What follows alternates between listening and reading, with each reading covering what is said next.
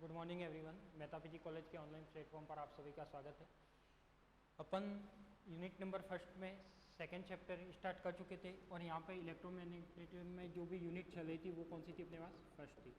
तो आज अपन एक नया टॉपिक स्टार्ट करने जा रहे हैं। अपन ने देख लिया था तीन तरह की चार्ज डेंसिटी होती है, रेखीय आवेश घनत्व होता है, पृष्ठीय आवेश घनत्व होता है और आयतन आवेश घनत्व होता है। तो उसी के बेस पे अपने पास आज का जो टॉपिक है वो है समान रूप से आवेशित गोलीय कोश के लिए स्थितिज ऊर्जा। यानी अपने पास कोई गोला है या कोई स्फीयर है, वो स्फीयर क्या है, समान रूप से आवेशित है। वो स्फीयर क्या है आपका, समान रूप से आवेशित है। उस पर आवेश कितना है, क्यू है।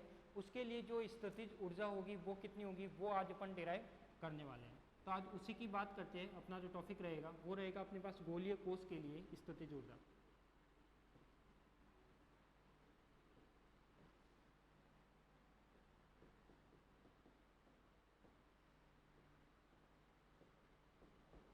गोलीय कोश के लिए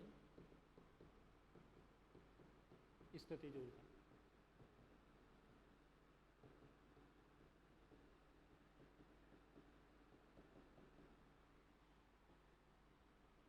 देखो, सबसे पहले इसमें कुछ अपन को डायग्राम की जरूरत पड़ेगी। अपन इसमें कुछ कंसेप्ट भी एज्यूम करेंगे, तो वो कंसेप्ट क्या होंगे उसकी बात करेंगे। तो फर्स्ट देखते हैं कि अपने पास यदि मैं गोलीय कोश की बात करता हूँ तो वो गोलीय कोश क्या होता है उसकी बात करते हैं। उसको अपन क्या क्या डेरिवेशन में क्या क्या एज्यूम करना है वो भी बात करेंगे। तो सबसे पहले तो मैं क्या ले लेता हूँ, कोई गोलीय कोश ले लेता हूँ। क्या ले लेता हूँ, कोई गोलीय कोश ले लेता हूँ। जैसे मैंने कोई गोला ले लिया, क्या ले लिया मैंने, कोई स्फीयर ले लिया। ये क्या मेरे पास कोई स्फीयर है, ठीक है। अब इस स्फीयर में क्या है, जो आवेश है वो इसकी क्या है, समान रूप से वितरित है। समान रूप से वितरित का मतलब क्या है, इस पर जो भी आवेश होगा, मान लिया कि इसमें जो रेडियस है वो रेडियस अपन मान लेते हैं कि इसकी जो सेंटर पॉइंट था, ये क्या था आपका सेंटर पॉइंट था। इस सेंटर पॉइंट के बेस पे इसकी जो रेडियस होगी वो क्या होगी उसकी बात करते हैं। यहाँ से यदि मैं इसकी रेडियस मानता हूँ तो इसकी जो रेडियस है वो कितनी है अपने पास, कैपिटल आर है। कितनी है आपके पास, कैपिटल आर। अब जो ये गोलीय कोश है वो अलग अलग यानी विभिन्न गोलीय कोश से मिलकर बना है। यानी ये जो बड़ा एक गोलीय कोश है जो कैपिटल आर रेडियस का है, ये अलग अलग गोलीय कोश यानी छोटे छोटे अल्पांश की फॉर्म में इसमें विभिन्न गोलीय कोश से मिलकर बना है। तो विभिन्न गोलीय कोश के लिए क्या आ जाएगा यहाँ पे, इसमें और एक गोलीय कोश बनेंगे। वो कौन से बनेंगे, तो यहाँ पे मैं बना लेता हूँ कि ये कोई गोलीय कोश है। ये क्या मेरे पास कोई गोलीय कोश है। ये ऐसे बहुत सारे गोलीय कोश से मिलकर ये स्फीयर बना रखा है। ये इसका क्या था अपने पास, सेंटर पॉइंट था। तो ये इसका क्या हो जाएगा, ओ पॉइंट, सेंटर पॉइंट हो जाएगा। और जो गोलीय कोश की जो रेडियस है वो कितनी है आपके पास, स्मॉल आर है। वो कितनी है, स्मॉल आर है। अब यदि मैं इसके चार्ज की बात करता हूँ कि इस पर चार्ज कितना होगा, तो मैंने मान लिया कि इस पर जो आवेश है वो क्या है, कैपिटल क्यू है। इस पर जो भी आवेश होगा वो कितना होगा अपने पास, कैपिटल क्यू होगा। तो यहाँ पे मैं एज्यूम कर सकता हूँ कि माना कि एक आर त्रिज्या का गोला है। माना कि जो जो एज्यूम करते हैं वो लिखना है पहले। आर त्रिज्या का गोलीय कोश है, गोलीय कोश है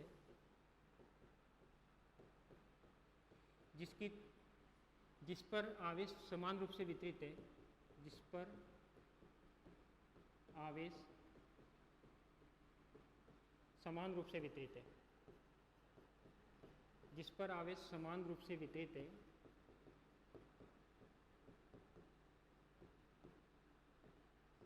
और यह आवेश कितना है, आवेश Q है। कितना है, आवेश Q है, कैपिटल Q। आवेश कितना है, कैपिटल Q है। यानी मैं लिख सकता हूँ कि यहाँ पे जो भी आवेश होगा वो कितना होगा अपने पास, वो आवेश U होगा। कि ये पूरा का पूरा क्या है, इसमें आवेश भर रखा है अपन ने।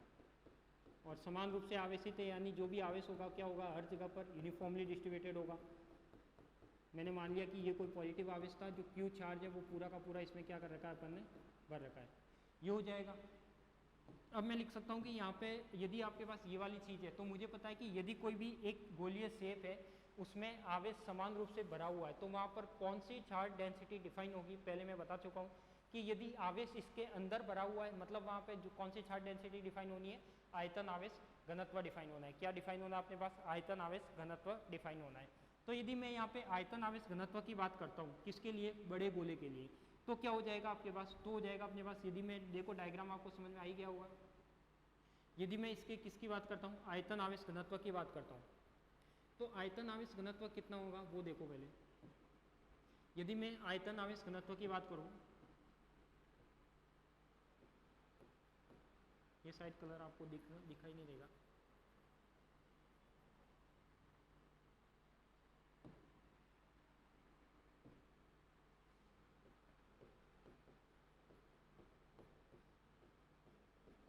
आयतन आवेश घनत्व क्या कहता है, किसके लिए निकाल रहे हैं अपन, पूरे के पूरे गोले के लिए निकाल रहे हैं। तो जो गोलीय कोष था, गोलीय कोष के लिए आयतन आवेश घनत्व क्या आएगा, रो आ जाएगा। अपन में उसका चार्ज क्या माना है अपन ने, कैपिटल क्यू माना है, तो वो क्या आ जाएगा कैपिटल क्यू। अपन में क्या आता है उसका वॉल्यूम क्या आता है 4/3 पाई आर, कौन सा आएगा बड़े गोले के लिए मान लिया तो 4/3 पाई आर क्यूब, यानी ये क्या आता है चार्ज अपन में वॉल्यूम, ये आता है, क्या आता है अपने पास चार्ज अपन में वॉल्यूम, यानी आवेश अपन में आयतन।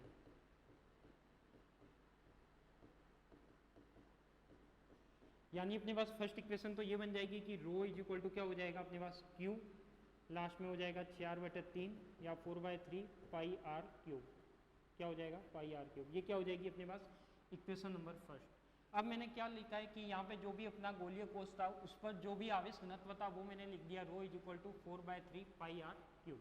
अब मैंने क्या माना था कि जो भी आपके पास ये गोलीय कोष है विभिन्न गोलीय कोष से मिलकर बना है, यानी इसमें एक अल्पांश की फॉर्म में अलग अलग गोलीय कोष बना रखे और विभिन्न गोलीय कोष से मिलकर यह गोला बनाया गया है।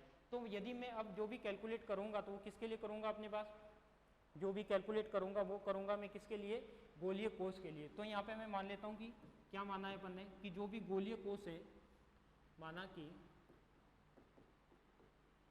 विभिन्न गोलीय कोष से मिलकर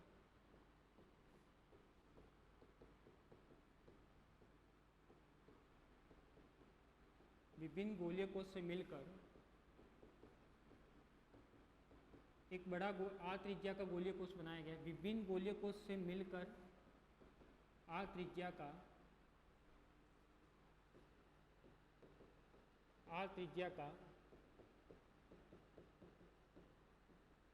गोलीय कोष बनाया है, गोलीय कोष बनाया है। और अपन ने देखा है कि डायग्राम में जो भी अपन ने एक अल्पांश मोटाई का गोलीय कोष लिया उसकी रेडियस कितनी ली है, स्मॉल आर ली है। तो यहाँ पे मैं लिख सकता हूँ कि गोलीय कोष की त्रिज्या, अल्पांश गोलीय कोष या अल्पांश गोलीय कोष की त्रिज्या, उस गोलीय कोष की त्रिज्या क्या मानी अपन ने, सेंटर पॉइंट से स्मॉल आर मानी है, तथा उस पर आवेश क्या माना है अपन ने, क्यू माना है, उस पर आवेश क्या माना है अपन ने, क्यू माना है। ठीक है, यहाँ तक क्लियर होगा। तो ये अपन ने लिखा है कि जो भी अपने पास क्या था, अपने पास कोई गोलीय कोष था, उस गोलीय कोष के लिए जो भी अपने पास आवेश है वो आवेश क्या हो जाएगा, स्मॉल क्यू हो जाएगा। उसकी जो रेडियस है वो क्या हो जाएगी, स्मॉल आर हो जाएगी। तो उसके लिए जो आयतन आवेश घनत्व आएगा, किसके लिए, जो विभिन्न एक अल्पांश लिया है, आयतन आवेश घनत्व किसके लिए है, ये आयतन आवेश घनत्व गोलीय कोष के लिए, अल्पांश गोलीय कोष किसके लिए है अपने पास, अल्पांश गोलीय कोष के लिए। यानी एक छोटा सा एक गोलीय कोष माना है, विभिन्न गोलीय कोष से मिलकर एक गोला बनाया गया है। तो यहाँ पे जो एक गोलीय कोष के लिए जो आयतन होगा, जो रो होगा, वो कितना होगा, आवेश क्या हो जाएगा, क्यू हो जाएगा। वॉल्यूम क्या आता है 4/3, तो यहाँ पे आ जाएगा 4/3 और यहाँ पे क्या आ जाएगा पाई आर क्यूब। ठीक है, ये क्या हो जाएगा अपना इक्वेशन नंबर 2 हो जाएगा। इक्वेशन नंबर फर्स्ट लिया था अपन ने जब कैपिटल गोले के लिए आयतन आवेश घनत्व लिखा था, तो वहाँ पर कैपिटल चार्ज क्या था, कैपिटल क्यू था, तो क्यू लिखा है। अभी यहाँ पे क्या है, rho is equal to small Q by 4/3 pi R cube लिया, तो वो क्या हो जाएगा अपने पास, rho is equal to 4/3 pi R cube. अब मुझे ये लिखना है कि इसी गोलीय कोष के लिए मैं जो भी कैलकुलेशन करूंगा, इस गोलीय कोष जो अपन ने डायग्राम में छोटा वाला बीच में स्मॉल आर रेडियस का गोलीय कोष माना है वो लूंगा और उसके बेस पे जो भी कैलकुलेशन है वो निकालूंगा। और उसके लिए बाद निकालने के बाद ही अपन क्या करूंगा, मैं आगे का जो कैलकुलेशन है वो कंप्लीट गोले के लिए निकालूंगा। यदि मेरे पास इसका रो आ गया, क्या आ गया, यदि मेरे पास इसका रो आ गया तो मैं क्या इसका क्यू निकाल सकता हूँ, बिल्कुल निकाल सकता हूँ।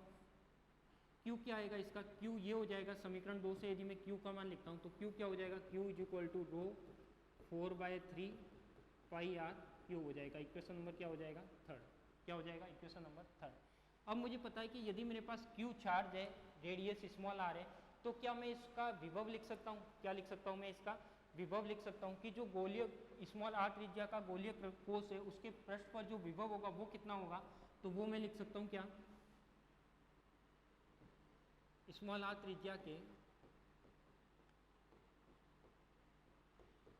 त्रिज्या के गोलीय कोश के पृष्ठ पर विभव, गोलीय कोश के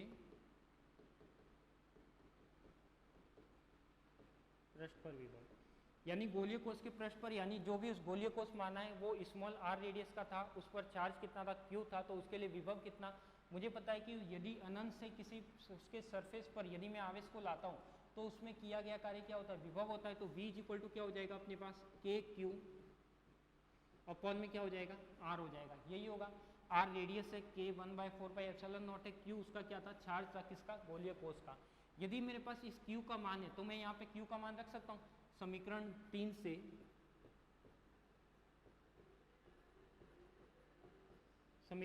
से यदि मैं क्यू का मान रखने पर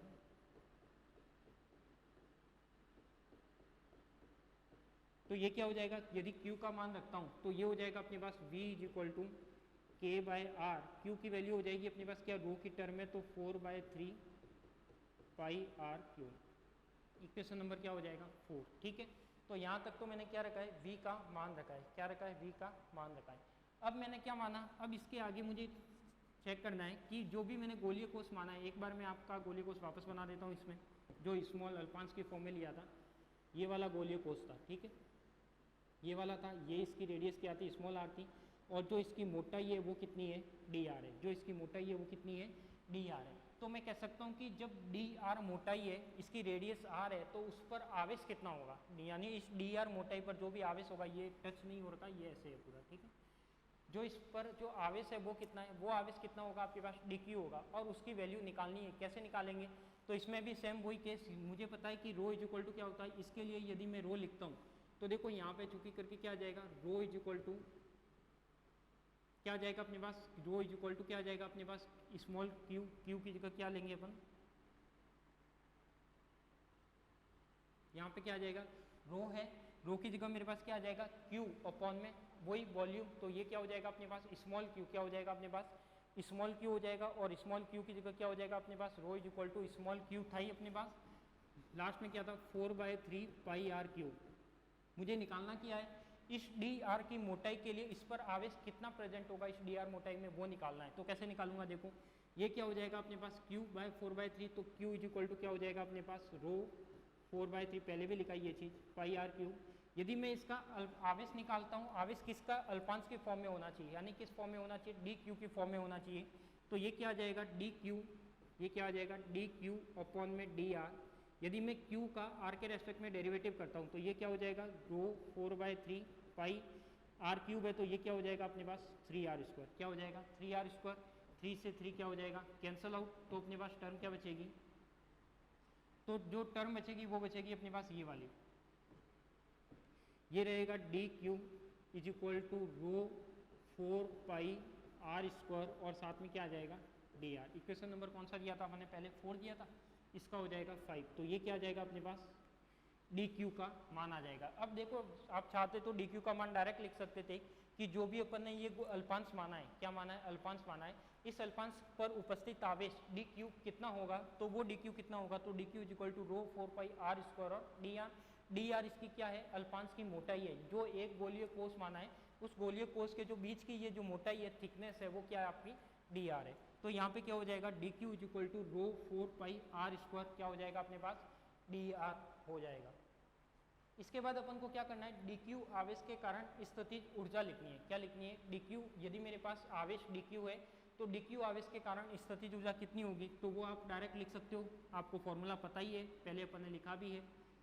तो ये क्या हो जाएगी, डी क्यू आवेश के कारण, डी क्यू आवेश के कारण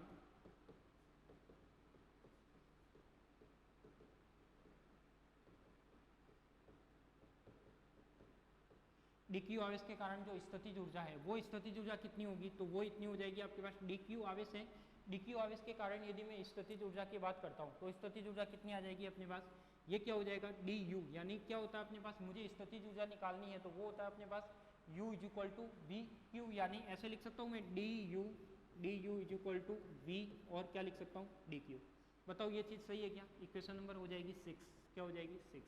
अब देखो यहाँ पे यदि मुझे dq आवेश के कारण स्थितिज ऊर्जा लिखनी है, जैसे अपन ने 2 आवेश के लिए लिखा था, क्या लिखा था, W = QV होता है, क्या होता है, W = QV, और W होता है वही किया गया कार्य, वही स्थितिज ऊर्जा के रूप में डिफाइन होता है। तो यहाँ पे क्या हो जाएगा अपने पास, dW की जगह क्या ले लिया, du ले लिया, W = क्या होता है, QV होता है, तो यहाँ पे Q की जगह क्या आ गया, अल्पांश आ गया dq, और जो इसका वोल्ट पोटेंशियल था वो क्या हो गया, V हो गया। अब मेरे पास देखो V का मान भी है और dq का मान भी है, तो वो सारी वैल्यू आप रख सकते हो। तो यहाँ पे du = रखोगे तो क्या आ जाएगा अपने पास, V का मान क्या था अपने पास, किसके लिए निकाला था अपन ने V का मान, देखो यहाँ पे V अपन ने, मैं इसको थोड़ा सा देख लो, V का मान देख लेते हैं अपन। इसमें क्या करना है, मुझे V और dq दोनों के मान रखने हैं, V तथा dq का मान रखने पर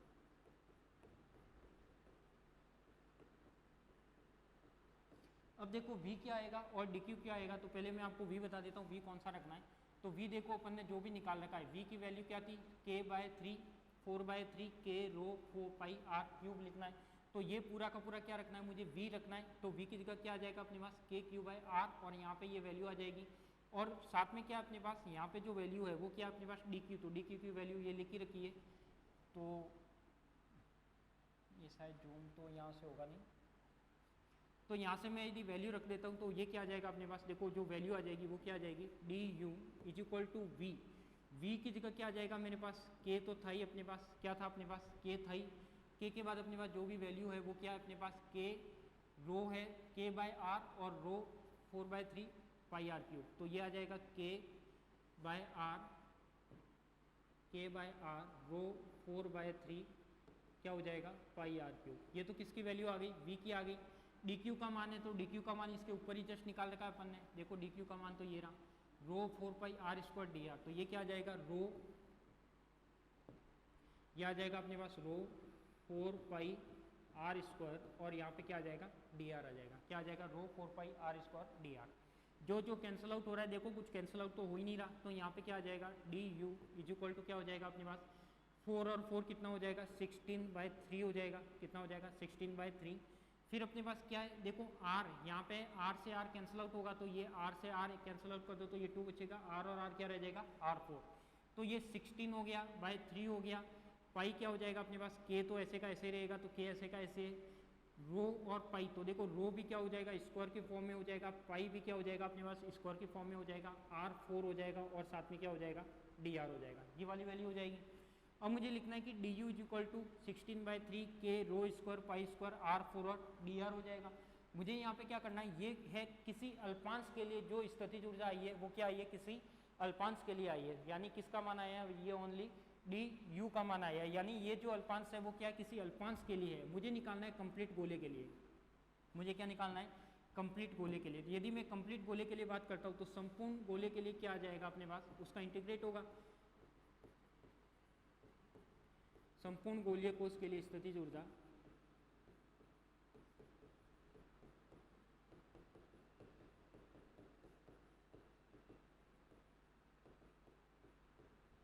तो वो क्या हो जाएगा अपने पास, इसका इंटीग्रेशन करना है, तो u = क्या हो जाएगा अपने पास, du हो जाएगा। ये वाली वैल्यू क्या हो जाएगी, 16/3, यहाँ पे हो जाएगा k रो स्क्वायर पाई स्क्वायर, और यहाँ पे हो जाएगा r4 और dr, क्योंकि dr के रेस्पेक्ट में क्या होगा, इंटीग्रेट होगा। लिमिट क्या लगेगी यहाँ पे, 0 से q, क्या लगेगी, 0 से q, 0 से q क्यों लगेगी, क्योंकि अपने पास जो भी चार्ज था वो, सॉरी यहाँ पे q नहीं r आएगा, कैपिटल, यहाँ पे देखो जो लिमिट आएगी वो क्या आएगी अपने पास, कैपिटल R क्यों, क्योंकि अपने पास जो भी रेडियस थी वो क्या थी, बड़ी वाली रेडियस थी, तो अपने पास जो बड़े गोले के लिए जो रेडियस थी वो आएगी। तो यहाँ पे जो वैल्यू आएगी, ये आवेश की लिमिट नहीं आती, लिमिट डिस्टेंस की आती है। ये लिमिट क्या आएगी अपने पास, 0 से लेकर कैपिटल R, क्या आएगी अपने पास, 0 से लेकर कैपिटल R, ये वाली लिमिट आएगी। यदि मैं इसका इंटीग्रेट करता हूँ तो इंटीग्रेट करने के बाद ये क्या रिजल्ट देगा, तो इंटीग्रेट करने के बाद ये रिजल्ट देगा अपने पास u = 16/3, तो ऐसे का ऐसे हो जाएगा, k ऐसे का ऐसे हो जाएगा, रो स्क्वायर हो जाएगा, फिर हो जाएगा अपने पास पाई स्क्वायर, और ये क्या हो जाएगा अपने पास r5/5, लिमिट लगाएंगे तो क्या लगेगी, 0 से r इंटीग्रेट हो गया तो dr हट जाएगा। u = कितना हो जाएगा, 16/3 k रो स्क्वायर पाई स्क्वायर, यहाँ पे हो जाएगा, लिमिट लगाओगे तो r5/5, यानी ये वाली टोटल वैल्यू कितनी देगा, तो ये वाली वैल्यू देगा u इज इक्वल टू कितना हो जाएगा 16/3 के rho square pi square r5 upon में 5। इसको मैं 3 की जो हटा के 15 कर दूँ, 3 × 5 क्या हो जाएगा यहाँ पे 15 हो जाएगा। तो ये कितना हो जाएगा 3 × 5 कितना 15। तो ये वाली वैल्यू आएगी किसके लिए, इसको जो भी इक्वेशन दिया था वो दे देना। तो ये वाली वैल्यू आएगी किसके लिए, u के लिए। किसके लिए आई है, ये गोलीय कोष के लिए आई है। इसका कैपिटल R में कन्वर्ट कर दिया तो बड़े के लिए हो जाएगा।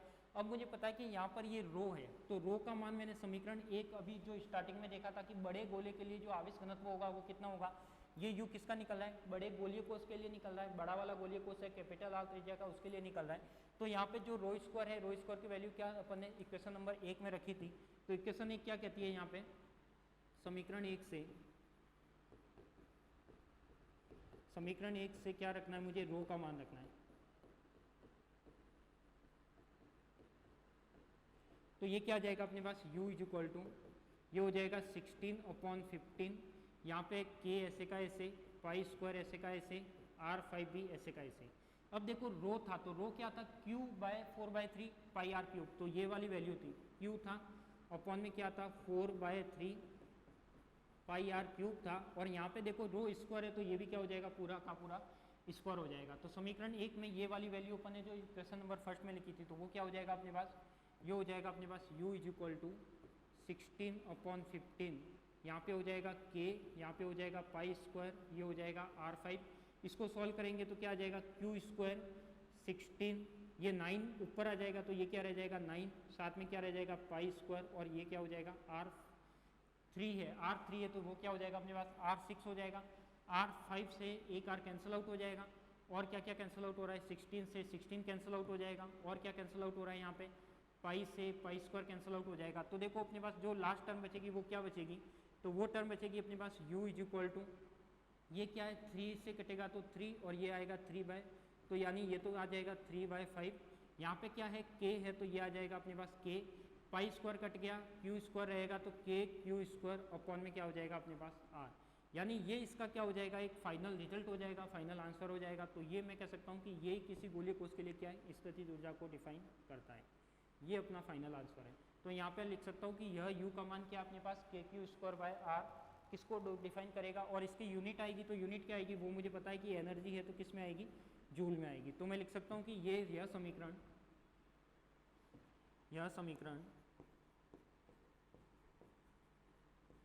गोलीय कोष के लिए स्थितिज ऊर्जा का व्यंजक है। क्या है अपने पास, स्थितिज ऊर्जा का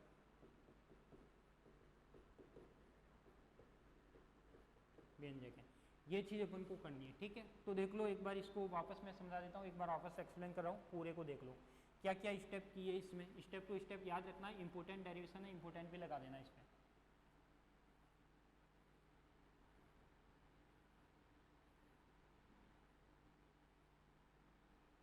देखो यहाँ से अपन ने स्टार्ट किया था। फर्स्ट तो मुझे क्या करना है, कोई गोलीय कोष मानना है। गोलीय कोष की त्रिज्या क्या माननी है, कैपिटल R माननी है। जो गोलीय कोष है वो विभिन्न तरह की गोलीय कोष से मिलकर बना है, यानी अलग अलग अल्पांश की फॉर्म में गोलीय कोष है, उससे मिलकर एक बड़ा गोला बनाया गया है, जिसकी मोटाई कितनी है dr है, उसकी रेडियस कितनी है स्मॉल r है।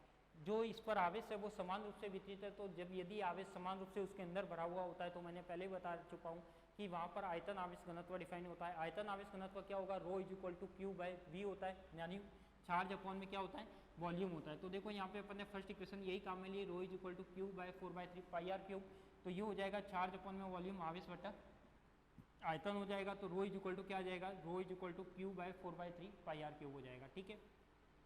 फिर अपन ने देखा है कि ये वाली इक्वेशन फर्स्ट लिखी थी, इसमें एक बड़े गोले के लिए, जिस पर आयतन आवेश घनत्व क्या हो रहा है, डिफाइन हो रहा है। फिर अपन ने देखा है कि यहाँ पे जो अपन ने जो गोलीय कोष था उसको अलग अलग गोलीय कोष से मिलकर माना है। उसकी मोटाई dr है, उस पर आवेश स्मॉल q है, उसकी रेडियस r है। तो फर्स्ट अपन ने लिखा है कि उसका आयतन आवेश घनत्व कितना होगा, तो उसका आयतन आवेश घनत्व होगा rho is equal to q/4/3 pi r cube. यहाँ से क्या हो जाएगा 4/3 पाई r क्यूब। अब रेडियस स्मॉल r है, तो कैपिटल R की जगह क्या कर दिया स्मॉल r। चार्ज उसके लिए स्मॉल q है, तो उसका क्या कर दिया स्मॉल q। q की वैल्यू निकालनी है, ये वाली टर्म इधर जाएगी, rho is equal q is equal to क्या आ जाएगा, रो 0.4/3 पाई r क्यूब हो जाएगा। फिर मैंने लिखा है कि इस गोलीय जो अपन ने गोलीय कोष माना है स्मॉल आर त्रिज्या का, उस पर विभव कितना होगा। तो सभी जानते हैं कि एक आवेश के लिए विभव कितना होता है, KQ/R होता है। तो इसके लिए क्या हो जाएगा अपने पास V = KQ/R होगा। तो यहाँ पे क्या हो जाएगा, जो विभव होता है वो मुझे पता है कि वो क्या होता है अपने पास KQ/R होता है। तो ये मैंने क्या कर दिया, विभव लिख लिया KQ/R। अब मुझे क्या करना है यहाँ पे, जब यहाँ पे विभव ये वाला ही है, अब यहाँ से मैं क्या करता हूँ, इसमें V का मान रख सकता हूँ किसमें, तो V K/R। तो ऐसे का ऐसे, ये जो Q था, Q का मान मैंने यहाँ पे गोलीय कोष के लिए निकाल ही रखा है कि गोलीय कोष पर जो उपस्थित आवेश होगा वो कितना होगा, तो वो इतना होगा, ρ 4/3 πr³ होगा। तो यहाँ से मैंने वैल्यू रख ली और यहाँ पे क्या निकल गया, अपना विभव निकल गया। अब मुझे निकालना है कि यदि मेरे पास जो अल्पांश था उसकी मोटाई dr है, तो उस पर उपस्थित आवेश कितना होगा, यानी dq कितना होगा। यदि उसकी मोटाई या थिकनेस dr लेते हो तो उसका आवेश कितना आएगा, dq आएगा। वो dq आवेश निकालने के लिए वापस मैंने वही फॉर्मूला काम में लिया जो पहले लिया था, अल्पांश के लिए या गोलीय कोष के लिए आयतन आवेश घनत्व की टर्म काम में ली, Q = ये हो जाएगा। यदि मैं Q का R के रेस्पेक्ट में यानी dq और dr निकालना है, तो dq निकालना है तो Q का क्या करूँ, R के रेस्पेक्ट में डेरिवेटिव करूँ, क्या आ जाएगा, dq/dr ρ 4/3 πr³ हो जाएगा। और यहाँ से dq की वैल्यू आ जाएगी। dq की वैल्यू आने के बाद क्या हो जाएगा, dq आवेश के कारण जो अपने पास स्थितिज ऊर्जा होती है, तो V = क्या होता है, qv होता है। क्या होता है, qv होता है। तो q की जगह क्या आ जाएगा अपने पास, dq आ जाएगा। V ऐसे का ऐसे, V पोटेंशियल का मान रख रखा है, तो ये पूरा पोटेंशियल था। यहाँ पर ये क्या था, पूरा dq का मान था, तो ये पूरा dq का मान रख दिया। और यहाँ पे क्या निकल गया अपना, du निकल गया। तो ये क्या आ जाएगा, du। अब ये du है वो अल्पांश के लिए आया है, अपन को क्या निकालना है, पूरे के पूरे गोले, बड़े वाले गोले के लिए निकालना है। तो बड़े वाले गोले के लिए निकालने के लिए जब अल्पांश का आ चुका है, बड़े वाले गोले का निकालना है, तो क्या करते हैं, इंटीग्रेट करते हैं। तो यहाँ पे क्या कर लिया मैंने, इंटीग्रेट कर दिया। इसकी लिमिट क्या लगेगी, इंटीग्रेट की लिमिट लगेगी 0 से क्या, R। बड़े वाले गोले के लिए निकालने, इसका मतलब लिमिट क्या आएगी, R। तो ये आ जाएगा 0 से R du 16/3। इसको सॉल्व किया तो इसका इंटीग्रेशन हो जाएगा क्या, R5/5। तो इसका इंटीग्रेट हो गया R5/5। यहाँ से वैल्यू रखी तो ये क्या हो जाएगा, ये वाली टर्म आ जाएगी। अब मेरे पास U की तो ये वैल्यू आ गई। यहाँ पे मेरे पास रो आ रहा था, रो क्या था, आयतन आवेश घनत्व, जो समीकरण नंबर फर्स्ट में अपन ने उसकी वैल्यू निकाल रखी है। तो वही वैल्यू क्या आ जाएगी, रो है, रो की वैल्यू क्या आ जाएगी, ये वाली आ जाएगी। तो इससे मैं कह सकता हूँ कि U = क्या आएगा अपने पास, जो U = आएगा वो 3/5 KQ² आएगा। तो यहाँ से आप इसका डेरिवेशन इस तरीके से इसको प्रूफ करना है और इसको स्टेप टू स्टेप याद रखना है। पहले बड़े वाले गोले के लिए आयतन आवेश घनत्व लिखा, उसके बाद मैंने एक उसका अल्पांश माना, अल्पांश के लिए आयतन आवेश घनत्व लिखा, उसका पोटेंशियल निकाला, उसका स्थितिज ऊर्जा निकाली, स्थितिज ऊर्जा निकालने के बाद उसका dq का मान निकाला, dq का मान निकालने के बाद इसको कंप्लीट के लिए क्या किया है, वेरीफाई किया। तो ये क्या हो जाएगा अपने पास, q का मान हो जाएगा। तो इसको एक बार आप नोट कर लीजिए। तो एग्जाम में कई बार ये क्वेश्चन पूछा जाता है, तो आपको करना है और इम्पोर्टेंट भी लगा लेना, ठीक है। अब इसमें अपने पास एक तो था ये वाला जो स्थितिज ऊर्जा का डेफिनेशन था, ये मेरे पास रिजल्ट क्या आया, 3/5 KQ²/R। अब मेरे पास एक रेशो पूछा जाता है, क्या पूछा जाता है, रेशो। रेशो कैसे पूछा जाता है, यदि मैं कहता हूँ कि यहाँ पर एक चालक गोला है, एक चालक गोला है और एक समान रूप से आवेशित गोलीय कोष है, यदि दोनों की रेडियस R है, तो उसके लिए जो भी अपने पास दोनों का रेशो आएगा वो क्या आएगा, वो निकालना है। यदि मैं मान लेता हूँ यहाँ पे कि यदि क्या निकालना है मुझे, एक इम्पोर्टेंट टर्म है कि यदि एक क्या हो, यदि एक चालक गोला है, यदि एक चालक गोला है यानी कंडक्टर है, कंडक्टिंग स्फीयर है, चालक गोला है जिसकी त्रिज्या R है, जिसकी त्रिज्या कितनी है, R है। जब इसकी त्रिज्या R है तो ये क्या हो जाएगा, यदि एक चालक गोला है जिसकी त्रिज्या R है, तो R के लिए क्या हो जाएगा अपने पास, मुझे पता है कि यदि R त्रिज्या अपन ने मान रखी है, यानी ये गोला किस टाइप का है, ये गोला आपका इस टाइप का है, इसकी जो रेडियस मान रखी है वो क्या है अपने पास, R है। तो ये इसका सेंटर पॉइंट हो जाएगा और ये इसका क्या हो जाएगी, R रेडियस हो जाएगी, ठीक है। अब इसका मुझे क्या निकालना है, U लिखना है। एक तरीके से इसका मुझे सिंपल सा क्या लिखना है, U लिखना है। तो मैं यहाँ पे लिख सकता हूँ कि इस पर जो आवेश है, इस गोले पर तो आवेश कितना है आपके पास, Q है। कितना है इस गोले पर आवेश, कितना है, Q है। तो मैं यहाँ पे लिख सकता हूँ कि इस गोले पर जो आवेश होगा वो भी लिख सकता हूँ कि आवेश, गोले पर आवेश, ये देखो कुछ एक्स्ट्रा में है, गोले पर आवेश Q है, ठीक है। अब यदि मैं लिख सकता हूँ कि कोई अल्पांश के, इसमें भी मैं क्या मानता हूँ, एक अल्पांश मानता हूँ, तो